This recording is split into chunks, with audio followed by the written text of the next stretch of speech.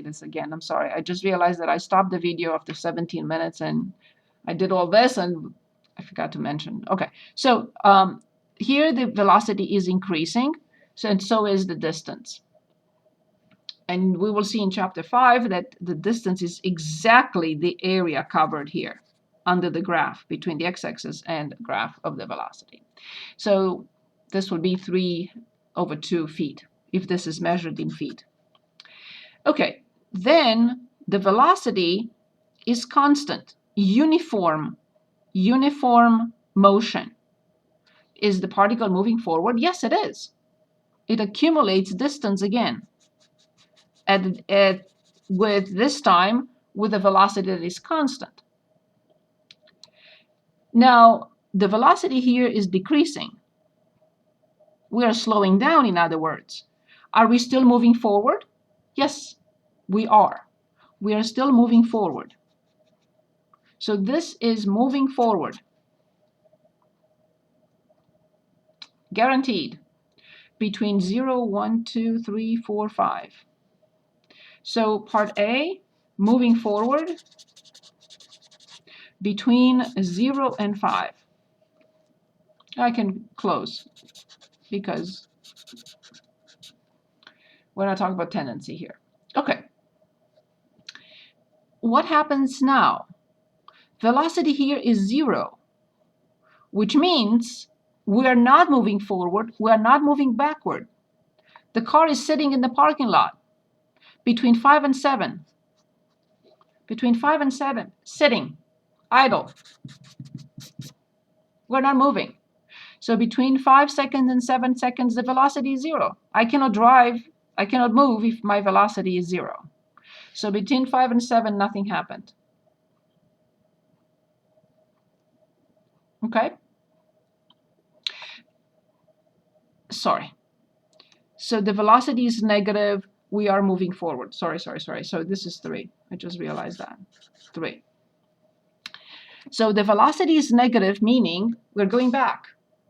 So increasing velocity, constant velocity, so positive and constant, we're moving forward from second 0 to second 3. Now, the velocity is negative, it's decreasing.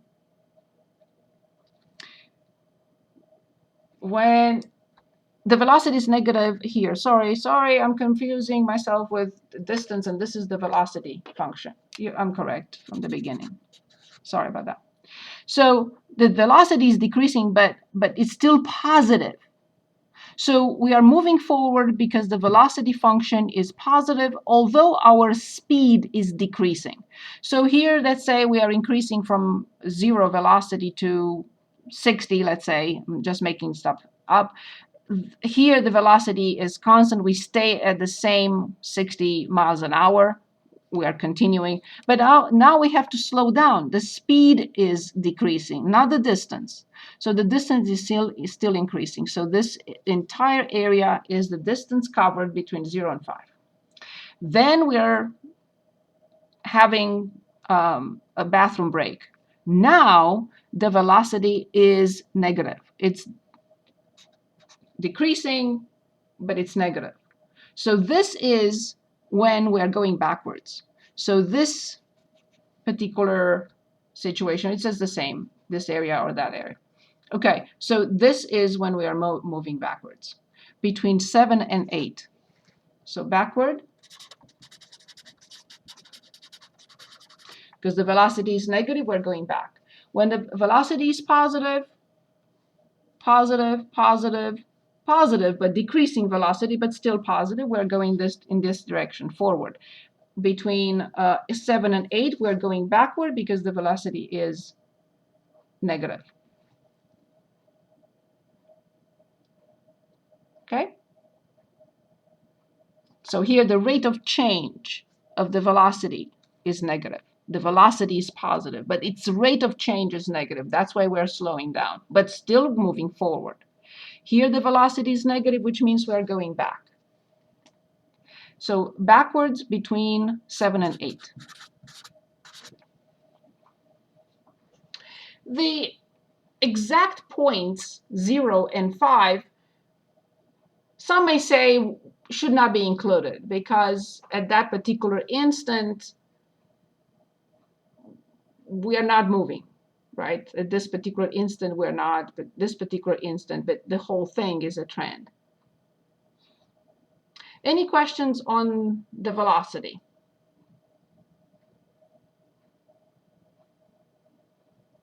Okay, then I'd like to illustrate all this with another type of problem. And it's a long problem. That's why I wanted to look at the graphs first. It's a long problem, but it's based on what we just discussed. So we'll have A, B, C, D, E, F, G, H. H is just a graph with a calculator. I'm not worried about that at all. And when is the particle speeding up and when it is slowing down? When we do not have a graph. So here we illustrated with two graphs, but here you can say, but I can graph this. Yes, but it's going to be difficult to find the answers. We couldn't find exact answers. We had to approximate here anyway. So anyone would like to choose between 1, 2, 3, and 4? And I'm putting my pages in the correct order.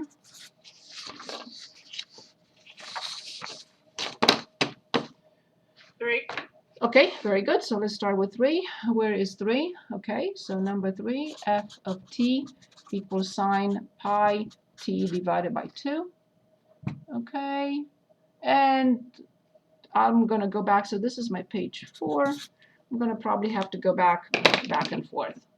So let's start with number A. Find the velocity, and what is the velocity after 1 second? So A and B. So part A and part B, v of t and v of 1. Good. Can anyone give us v of t?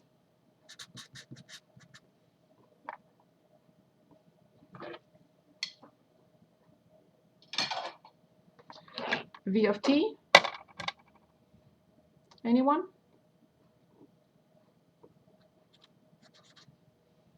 Cosine pi t over 2.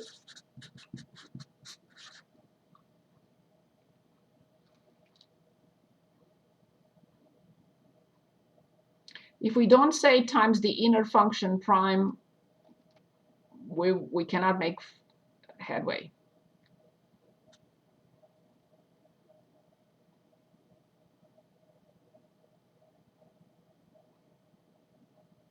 Times pi over 2. Excellent. Indeed. Perfect. Good. So now v of 1. So when t is 1, I need to find cosine pi over 2 and then multiply by pi over 2. So what should I write?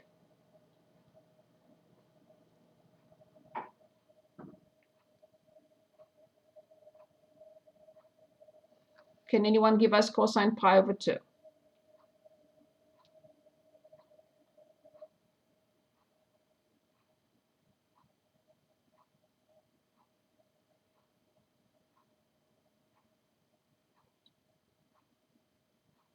Anyone? 0? Yes. So 0 times pi over 2 is 0. The measurement unit has to be written at all times. So we go back and it says seconds and feet. Good. So this must be in feet per second. Perfect. Part C. When is the particle at rest? What does that mean?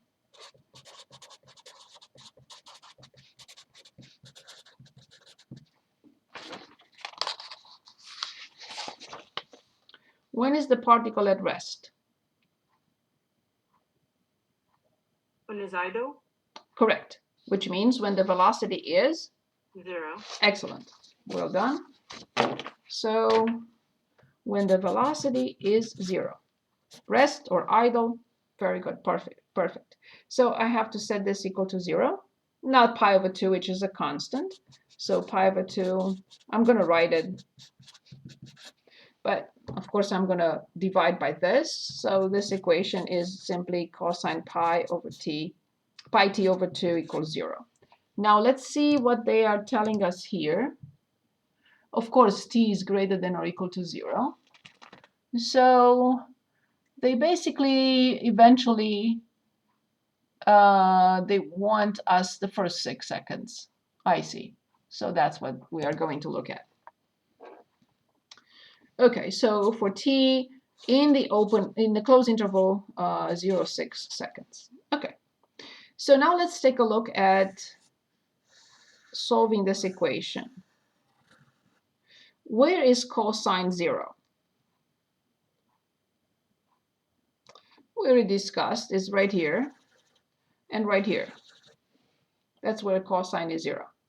So pi t over 2 has to be pi over 2 or 3 pi over 2 or 3 pi over 2 plus pi, which is 5 pi over 2, and so on and so forth. Okay? Because I need to find all possibilities between 0 and 6. So when I solve this equation, I get exactly what we already did, t equals 1. Now I have to solve this equation. Pi t over 2 equals 3 pi over 2. So then how much is the second t? Can anyone give us t from here?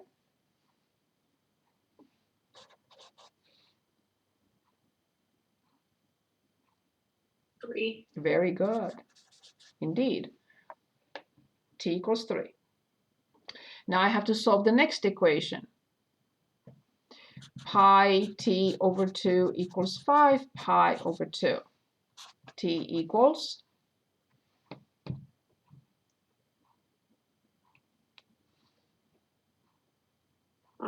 5 seconds.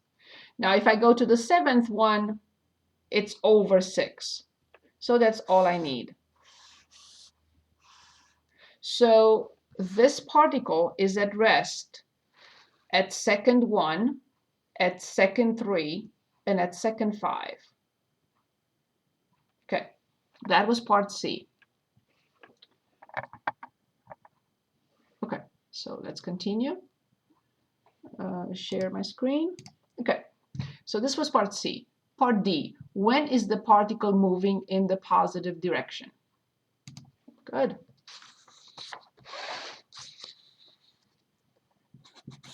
So D, positive direction. So T, 0 to 6, V of t, I'm anticipating, A of t. So between 0 and 6, I have to put those 1, 2, and 3. I meant 1, 3, and 5. Don't trust me today. 1, 3, and 5, of course. The velocity is 0, and it's 0, and it's 0. We just determined that. The particle is at rest when t time is 1, when t is 3, and when t is 5. And now we are trying to determine when is the particle moving in the positive direction, and I will also determine, although they're not asking, when is the particle moving in the negative direction as well. I'm going to plug in the graphing calculator. Normally I will not do this, but this is a trig function. So the velocity is this. Okay? It's easier if I just plug it in. If it were a polynomial function, I would have factored, I would have determined the sign differently, much easier. But it's a trig function. So I'm discussing the velocity. I will plug in the graphing calculator right now, pi over 2 with parentheses, cosine, of course, with parentheses, pi x over 2. And then I'm going to plug in a number here, a number here, a number here, and a number here. What number? 0.5. Make sure that we are talking about radians.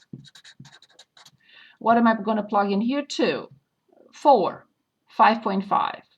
And identify the sign of the velocity. I don't care about any number. I just need to identify the sign. So let's do that. Why is this always crooked like this? Okay, so I'm sharing my screen. I go to the graphing calculator, and when y equals clear, and we have cos a pi, parentheses. Here's the pi right here, the caret with second, pi divided by 2. Close the parentheses, don't forget cosine. And of course, pi x, again, pi x divided by 2. That's what we have. And close the parenthesis. So now with second and table, I will plug in. I can even plug in 0 because the function exists. So 0, 1.5 or 2, 4, and 5.5. Careful, if your mode is not in radian mode, that is not, may not be, is not going to work. You cannot plug in degrees in this particular situation. So I have the sign. I have positive, I have negative, I have positive, I have negative. That's all I needed. So we know that when the velocity of a particle is positive, then it's moving in the positive direction. When the velocity is negative, it's moving in the negative direction. So this is very self-explanatory. Positive direction where? Between 0 and 1 seconds, union between 3 and 5. So the answer for this is for t in the open interval 0, 1, union 3, 5. That's it. It's moving in the positive direction. Now let's stop me if you have questions, please. This was part D. Where are we? Okay, part D. Find the total distance traveled during the first 6 seconds. Okay, perfect. So we already established total distance covered between 0 and 6. I already established that between 0 and 1 it goes this way. Then it comes back to 2 seconds. So 1 second this way, 2 seconds this way, 2 seconds this way, and 1 second this way. Which means for the total distance, I have to accumulate all the distances. So the absolute value of f of 1 minus f of 0, you can say you don't really need the absolute value because you know it's moving in the positive. True, but to be on the safe side, I want to make sure that we put the absolute value in all of them. Plus f of 3 minus f of 1. That's the distance covered between this point and this point, this point and this point. Plus the absolute value between 5 and 3. And this one, of course, does not need an absolute value because we already know it's moving in the positive direction. But this one does. Absolute value of 6 minus 5. All I need to determine now, take the function and plug in all these numbers in order to determine the total distance. So now go back to my calculator and go to y equals. I'm not going to delete that. I'm interested in a new function. It's sine, and in parentheses, pi t, of course, pi x over 2. Pi x divided by 2. And all I want to look at are the red values.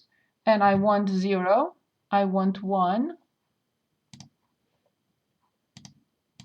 I want 3, and I want 5, and I want 6. Okay, 0, 1, 3, 5, and 6. Good. So f of 1 minus f of 0. 1 minus 0 is 1. Plus f of 3 minus f of 1 is negative 2. f of 3 minus f of 1, negative 2, in absolute value, 2, plus f of 5 minus f of 3, 1 minus negative 1 is 2, the absolute value is 2, plus f of 6. I'm assuming that this is 0, right? It has to be. Okay, so f of 6 minus, so 0 minus 5, minus 0 minus 1 is negative 1, the absolute value is 1. This has to be 0. That's the error of the calculator, but we know it's 0 because sine at 6, let me share here. So 6 means sine 3 pi. So 1, 2, 3 pi, which means sine is 0. So 6 feet. Again, what does this mean?